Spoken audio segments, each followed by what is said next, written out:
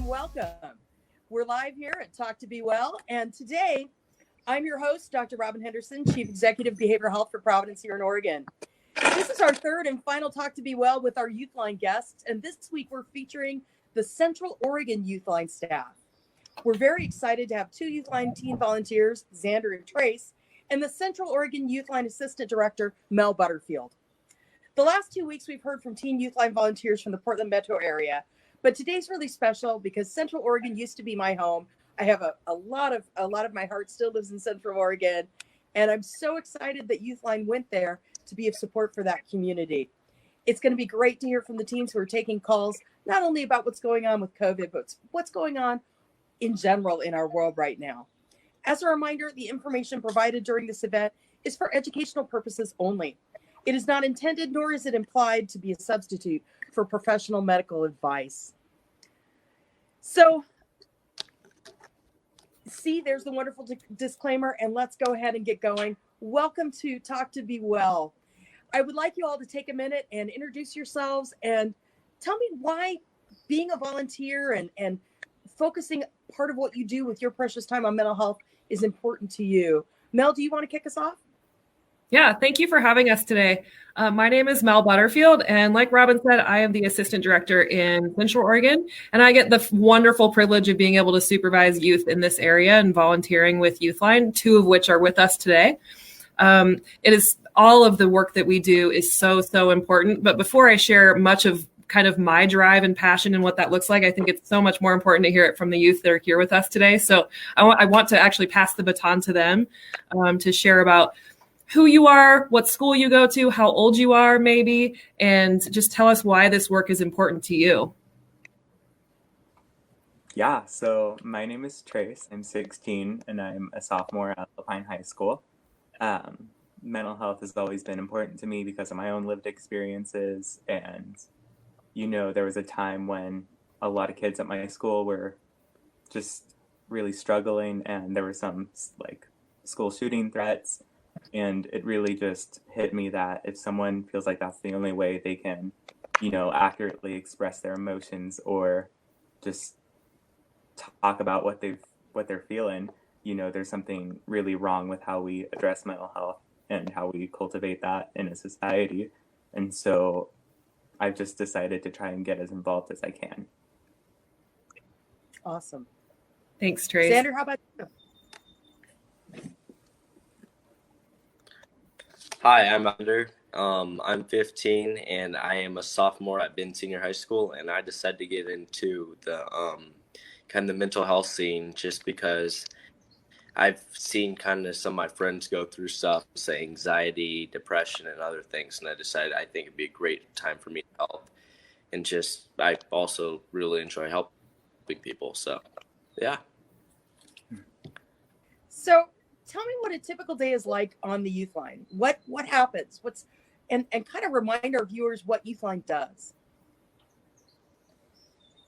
Yeah, so YouthLine is a free, confidential teen-to-teen crisis help and support hotline. So teens can call, text, chat, or email and get into contact with another trained teen like me or Xander and talk about whatever they've got going on. It's available from 4 to 10 p.m. Pacific Standard Time daily. And basically, as volunteers, we just take those contacts and help support them through what they've got going on. Do you get calls from all over or just from Central Oregon?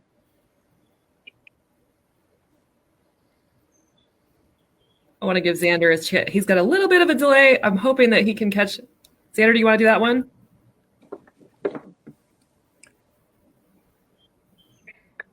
Sorry, it's a little bit slow. I'm catching up.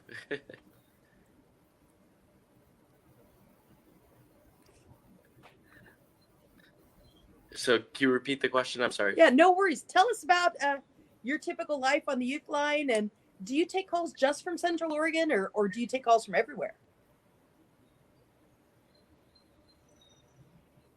Oh, we get calls pretty much from everywhere. I think that was the question, right? Mm-hmm. Yes.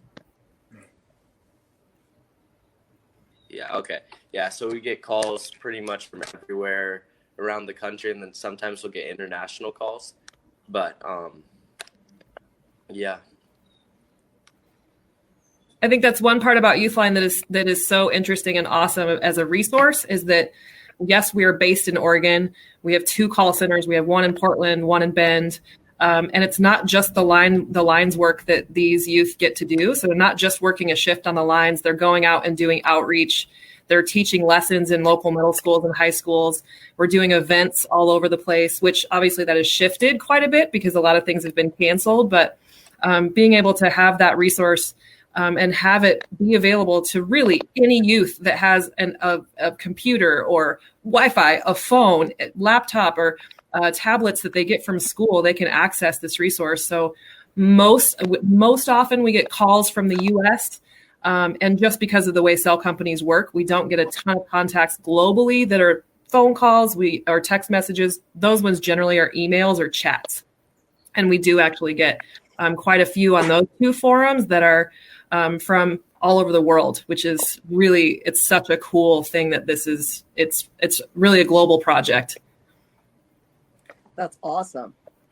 So have your calls increased during the time of this pandemic? Have you seen an increase? So I can touch on that we gather data continually all the time about what our calls are related to, our numbers of calls. We have an expected growth rate that we have continued to kind of carry on. Originally, we were averaging about a 15% increase every year. We've seen an uptick this year, but it actually started in January, where we're looking about an 18% increase in call volume. So it's not related to COVID. It's not related to schools being out.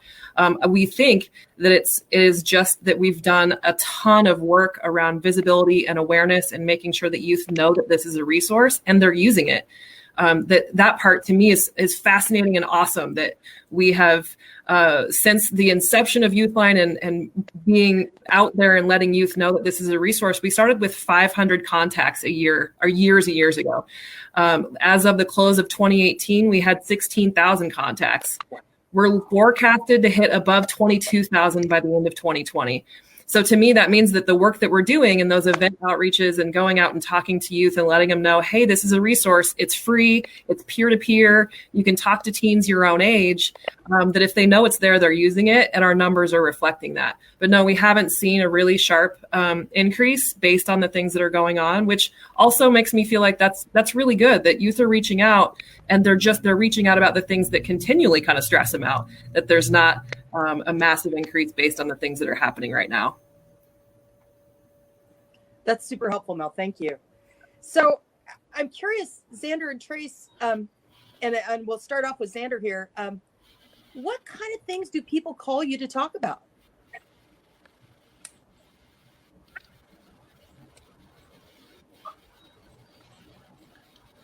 I can answer this one if you are good with that. Go. So, okay.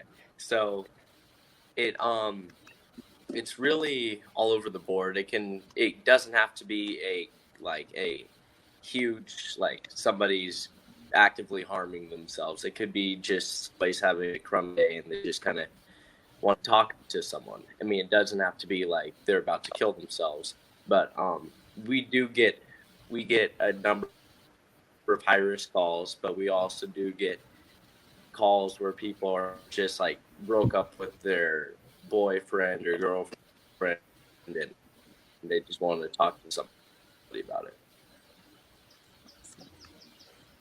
Trace, how about you? What do you hear on the Youth Line? Yeah, so it's pretty much just a big selection. No problem is too big or too small, and that's what we advertise on our wallet cards. So there's just relationship and friend issues, all the way to maybe suicide, self-harm, and depression. And we receive training around all of it, which is really cool. And so we're pretty well prepared to address any contact there. That's awesome. So what advice do you give to teens, or what advice would you give? Because you've got teens watching you right now. How do you take care of your own mental health right now in these times of COVID, when you're stuck at home, you can't really go do the things you would normally do. And you've been out of school since what, March 13th? How are you taking care of you? Okay. So, we talk a lot about self-care and what that means to each person. Sometimes that's as simple as just like taking a walk down the road, which I do quite a bit, and then, just exercising and just being aware and mindful of your body and being able to move. I also do therapy, and that's really helpful, even though we're kind of like in the mental health field, it's just as important to take care of your own mental health, because it's hard to support people when you're not feeling the best. And yeah, just doing stuff that makes you feel good and having those support systems in place.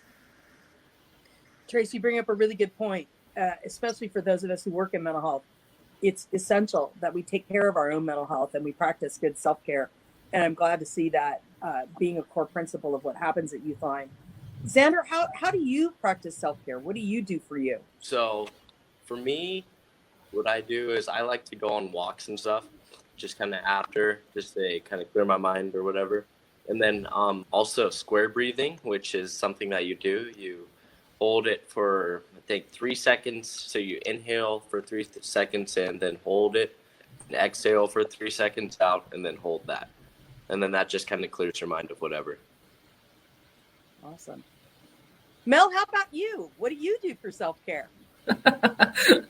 I tell all of these guys that the time that I get to spend with them is actually really healing, and being able to just listen to the hope and the drive and the passion that these young people have around changing this idea that like we want to remove the stigma around mental health, and having conversations like that are so hopeful.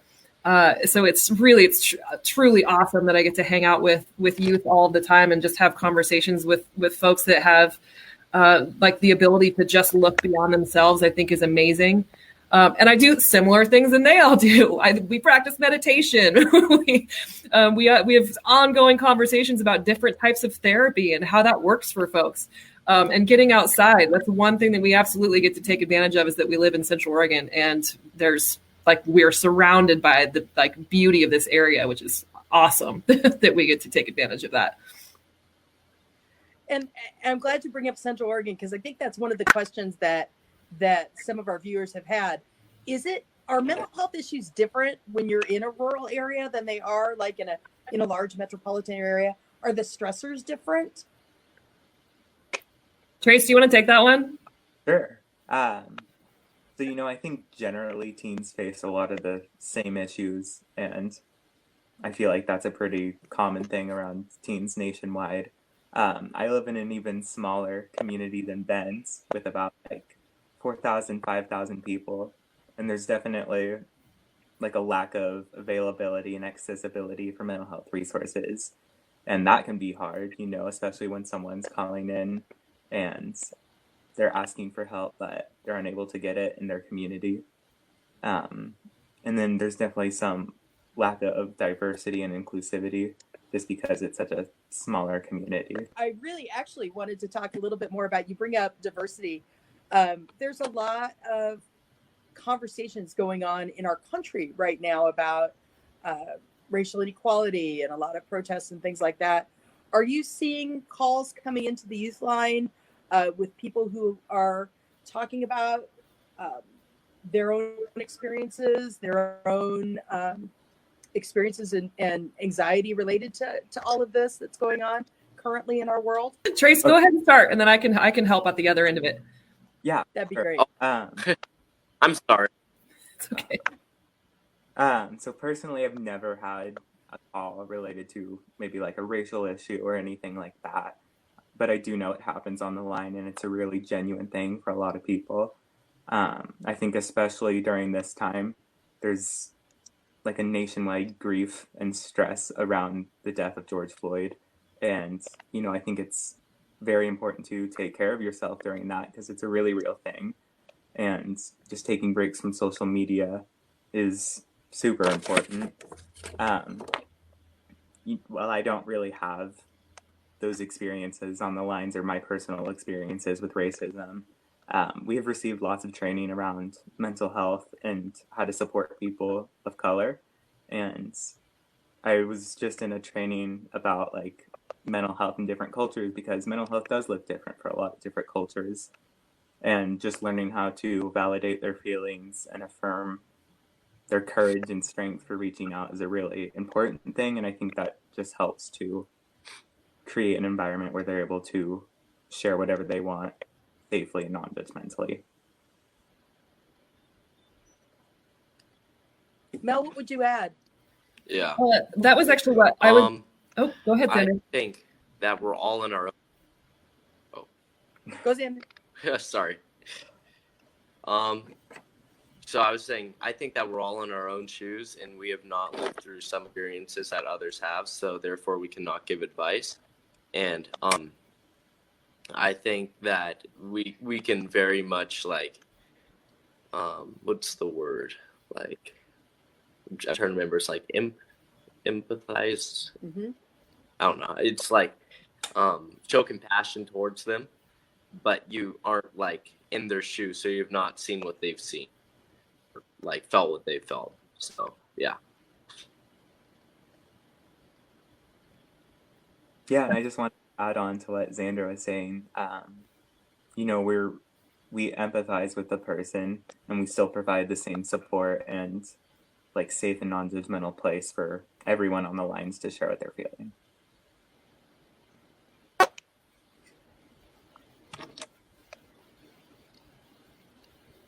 That's great. The only thing that I was going to add was that we have had youth reach out from kind of across the spectrum. We've had youth reaching out saying that they are dealing with the fallout and racism and what that feels like to them and their own personal experience. And then we've also had youth reach out feeling hopeless and guilty. And I want to help and I want to be an ally, but I don't know the answer and how to do that. And what does that look like? And feeling really strong feelings on both sides.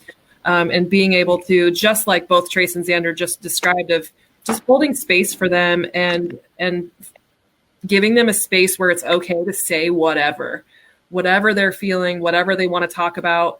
Because I think a lot of folks are struggling with, where is it safe for me to have this conversation and ask questions and use the words and maybe mess up and say all the things. And so this is a really kind of a cool opportunity where they can reach out and know that they're not going to get judged if they, I'm going to say in quotes because it's not wrong, but something that they might think is wrong, that they can ask questions, they can say things, and it's this free and open space where that can happen, which has been really powerful for some of the youth that have reached out just about that one thing, even though often it's not just that issue. It's a multitude of issues that youth are reaching out about and talking to our teens about.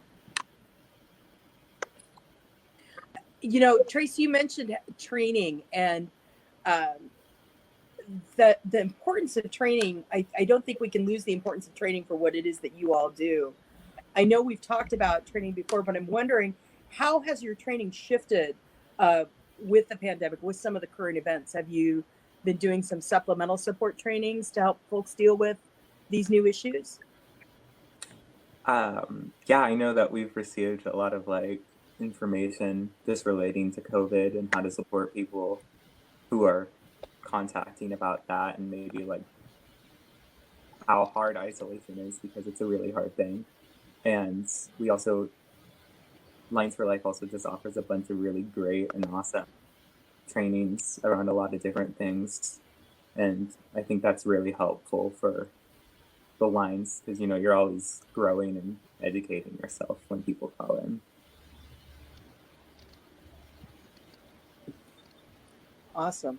Trace, will you share really quick how much, because I don't think a lot of people know how much training you have to do before you get on the lines, and it usually shocks people how much training you have to do. So will you talk a little bit about that?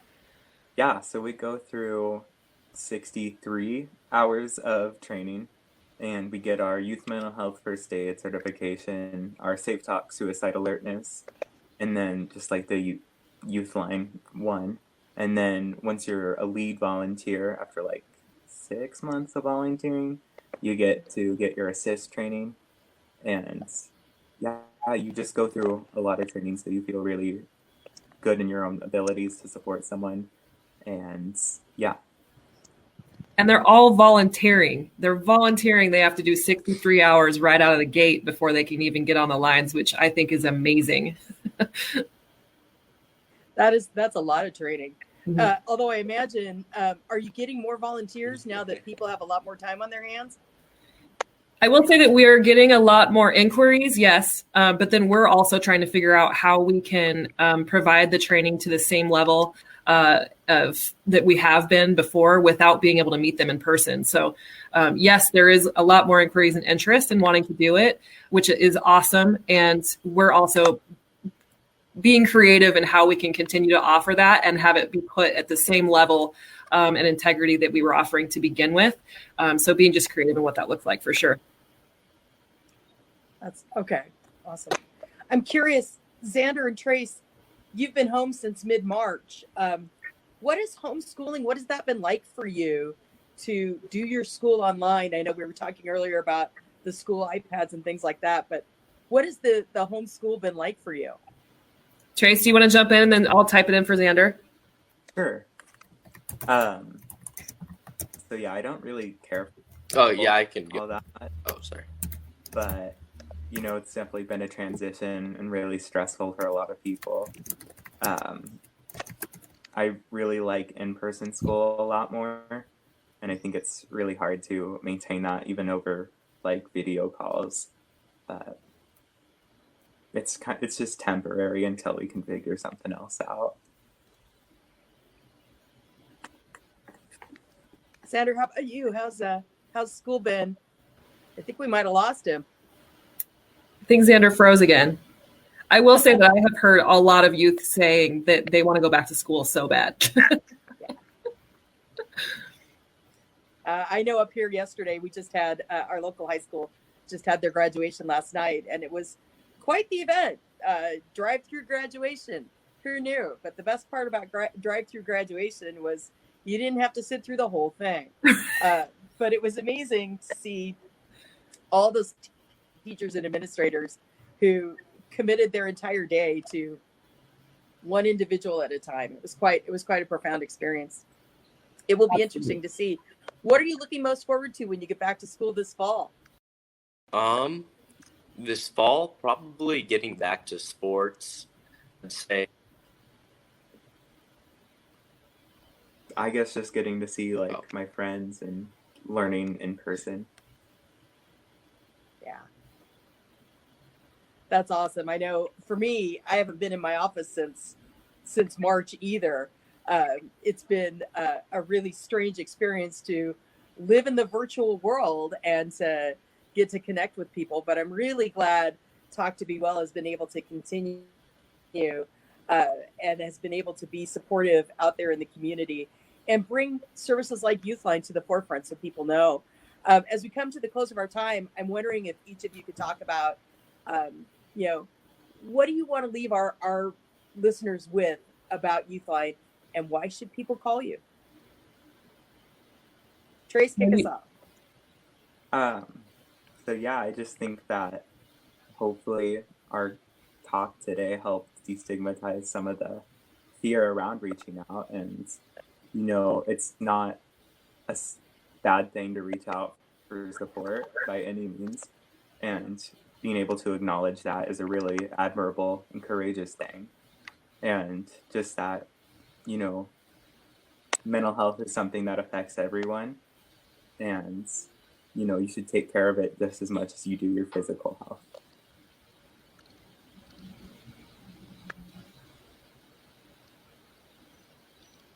I would say just remember that YouthLine is a resource for all youth, not only in Oregon, but across the nation and worldwide. That there's 4 ways that you can get a hold of us: call, text, chat, and email. That use whatever works and is convenient for you. And the one thing that I think is super unique about YouthLine is that you don't have to be in a crisis.